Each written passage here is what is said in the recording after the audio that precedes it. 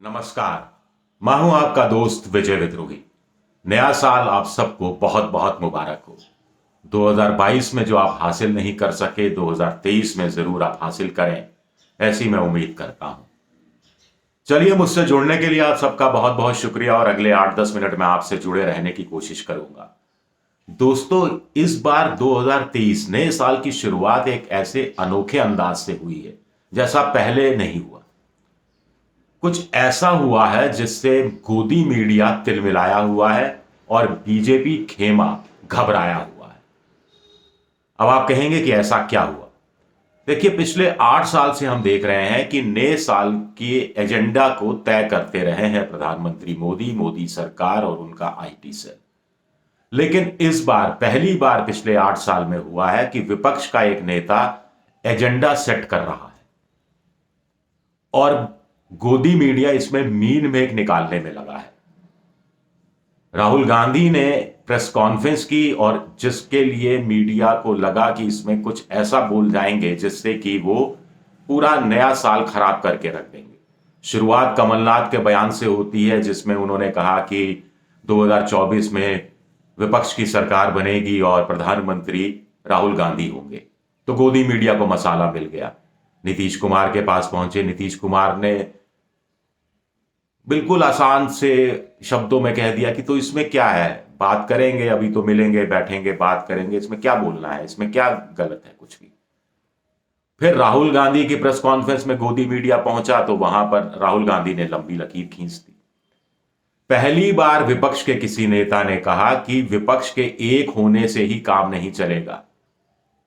विपक्ष को एक अल्टरनेटिव विचारधारा, एक अल्टरनेटिव विजन भी राष्ट्रव्यापी जो हो वो देना पड़ेगा।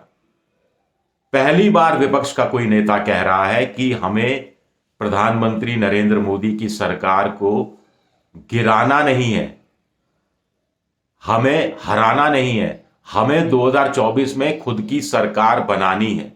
हराने और बनाने में जो फर्क है वो बहुत कुछ 2023 का जो दशा दिशा होगी राजनीति की वो तय करने जा रही है, जिससे कि मैं फिर कह रहा हूं कि बीजेपी और संघ घबराया हुआ है और गोदी मीडिया तिलमिलाया हुआ है।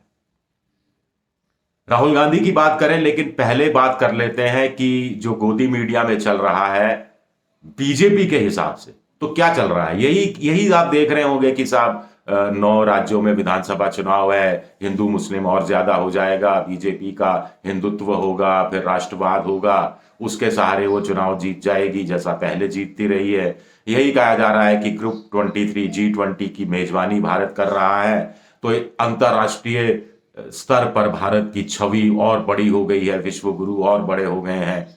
लेकिन इसकी हकीकत यह है कि ये रोटेशन में भारत को मेजबानी का मौका मिला है। कोई भी सरकार होती, भारत इस साल मेजबानी कर ही रहा होता। आगे कहा जा रहा है कि संसद नए भवन में शिफ्ट हो जाएगी, नई संसद हो जाएगी। इस साल के अंत में राम मंदिर, भव्य राम मंदिर बन जाएगा, उसका चुनावी लाभ हो जाएगा।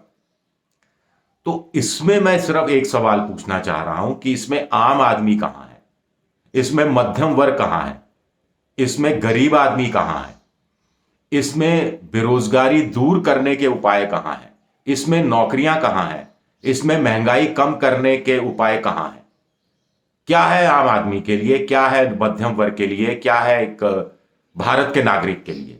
एक बड़ा सवाल ये पूछा जाना चाहिए। इसके साथ साथ ये भी कि क्या मोदी सरकार के पास कुछ नया गिनाने के लिए है?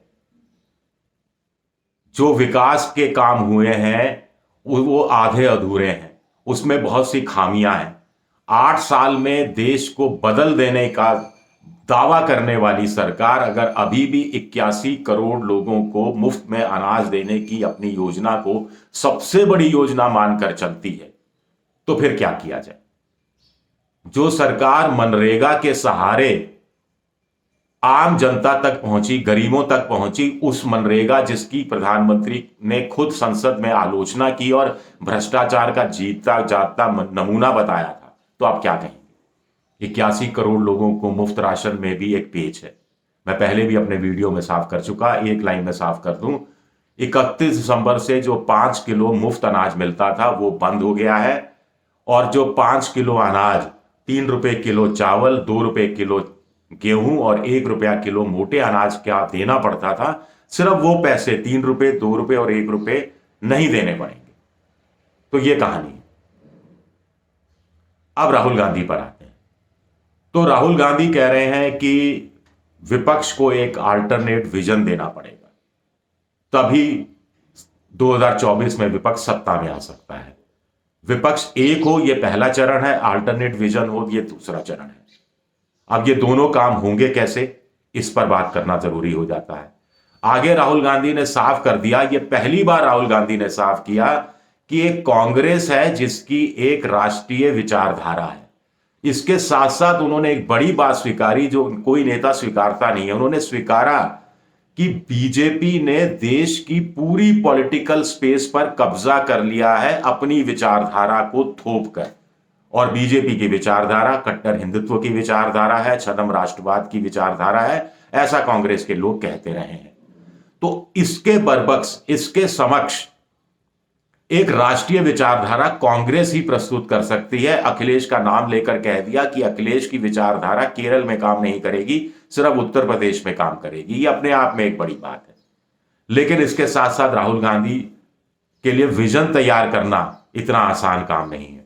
विजन का मतलब है, विचारधारा की बात है, उसके साथ साथ विजन के साथ मिशन भी जुड़ जाता है कि आप बताएं कि चीन पर विपक्ष की नीति क्या होगी, औद्योगिक नीति क्या होगी, रक्षा नीति क्या होगी, विदेश नीति क्या होगी, आर्थिक नीति क्या होगी। क्या जो पीएसयू है वो बेचे जाने का सिलसिला जारी रहेगा या बंद कर दिया जाएगा? क्या डायरेक्ट बेनिफिट ट्रांसफर में और सारी चीजों को समावेश किया जाएगा? नौकरियां देने का कहानी क्या होगी? तकनीक जरूरी है, लेकिन ऐसी तकनीक का क्या फायदा जो लोगों को बेरोजगार कर दे? तो तकनीक हो लेकिन लोग बेरोजगार नहीं हो, लोगों का रोजगार छिन नहीं जाए, इसका कोई एक अल्टरनेट क्या होगा? तो ऐसे बहुत सारे सवाल हैं जिनके जवाब राहुल गांधी को देने होंगे। लेकिन अपनी तरफ से उन्होंने बात कही है। और सबसे बड़ी बात है कि अभी तक क्या होता रहा था कि विपक्ष के लोग कहते थे कि साहब अगर विपक्ष संयुक्त रूप से चुनाव लड़े, 180 सीटें पर या 200 सीटों पर मिलकर चुनाव लड़े, उसमें से 60-70 सीटें जीत जाए, तो फिर बीजेपी की 60-70 सीटें कम हो जाएंगी, बीजेपी 300 से घटकर 230 पर आ जाएगी। ऐसे में बीजेपी को बहुत सारे धड़ों की जरूरत पड़ेगी, तो अपना एजेंडा नहीं चला पाएगी, या 230 सीटों पर बीजेपी सिमट गई तो प्रधानमंत्री नरेंद्र मोदी नहीं होंगे, कोई और हो जाएगा। तो ये बातें करते रहे हैं। ये सारी बातें करने का सीधा सीधा फायदा प्रधानमंत्री नरेंद्र मोदी को मिलता रहा है और विपक्ष उनकी पिच पर बैटिंग करने चला जाता है, जहां वो छक्के मारने में आसानी से कामयाब हो जाते हैं। क्योंकि फिर लोगों को लगता है, आम जनता को, कि भाई विपक्ष तो दरअसल मोदी को प्रधानमंत्री नहीं चाहता, कोई और बन जाए इनकी बला से, मोदी जी नहीं बने। तो फिर एक व्यक्ति तक पूरी राजनीति सिमट कर रह जाती है। और ऐसे में मोदी कामयाब होते रहे हैं, आगे भी कामयाब होते रहेंगे, होते रहते। चलिए ये सवाल उठा देते हैं, एक क्वेश्चन मार्क लगा देते हैं। अगर राहुल गांधी की बात पर अमल हुआ, अगर राहुल गांधी की बात पर विपक्ष एक हुआ, सहमत हुआ और एक विजन तैयार किया, एक मिशन तैयार किया, तो फिर क्या कहानी बदल सकती है। लेकिन यह काम इतना आसान भी नहीं है। सभी छोटी बड़ी पार्टियों का एक सिंगल एजेंडे पर आना कि देश की विदेश नीति ये होगी, सामरिक नीति ये होगी, आर्थिक नीति ये होगी, औद्योगिक नीति ये होगी, उसमें मोटे मोटे पॉइंट्स छांटने पड़ेंगे, मिनिमम कॉमन प्रोग्राम बनाना पड़ेगा। इसकी जिम्मेदारी क्या नीतीश कुमार उठा लेंगे? राहुल गांधी विपक्षी नेताओं से मिलते नहीं हैं, बात नहीं करते हैं। अभी अखिलेश यादव वाला जो मामला हुआ कि भारत जोड़ो यात्रा में संदेश भेजा गया, मिला या नहीं मिला, उसका एक आसान तरीका था कि वो अपना फोन उठाते, मैंने अपने पहले वीडियो में भी कहा था, फोन उठाते, अखिलेश जी को फोन मिलाते और बात कर लेते। क्यों नहीं किसी दिन वैसे ही शरद पवार को फोन करते और कहते कि आ रहा हूं, चाय पीते हैं। सबसे बड़ी बात है कि जब यात्रा स्थगित की गई थी तो गोदी मीडिया हो, चाहे बीजेपी का आईटी सेल हो, सब कह रहे थे कि अब देखना राहुल गांधी छुट्टी मनाने बैंकॉक चले जाएंगे, अब देखना अपनी इटली अपनी माँ के यहाँ चले जाएंगे। ये बहुत सारी इस तरह की बातें कही जाने लगी। लेकिन राहुल गांधी दिल्ली में थे, प्रेस कॉन्फ्रेंस कर रहे थे और मजे भी ले रहे थे। ये भी कह रहे थे कि मोदी जी क्यों प्रेस कॉन्फ्रेंस नहीं करते, मोदी जी से तो आप कुछ और सवाल भी पूछना चाहेंगे, चलिए उनसे नहीं पूछ सकते तो मुझसे ही पूछ लीजिए, उनको टेलीप्रॉम्प्टर, अडानी जी को टेलीप्रॉम्प्टर, ये तमाम बातें भी वो करते रहे।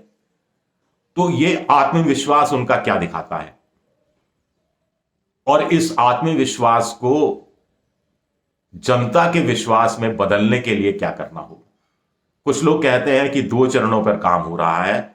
एक तो भारत जोड़ो यात्रा के जरिए जनता तक पहुंचा जा रहा है, जनता से जुड़ा जा रहा है, और दूसरा चरण भारत जोड़ो यात्रा खत्म होने के बाद होगा, जब राहुल गांधी विपक्षी दलों से मिलना, बैठना, चाय पीना, चर्चा करना, ये तमाम चीजें शुरू करेंगे और जनता ही एक तरह से विपक्ष की भूमिका निभाएगी।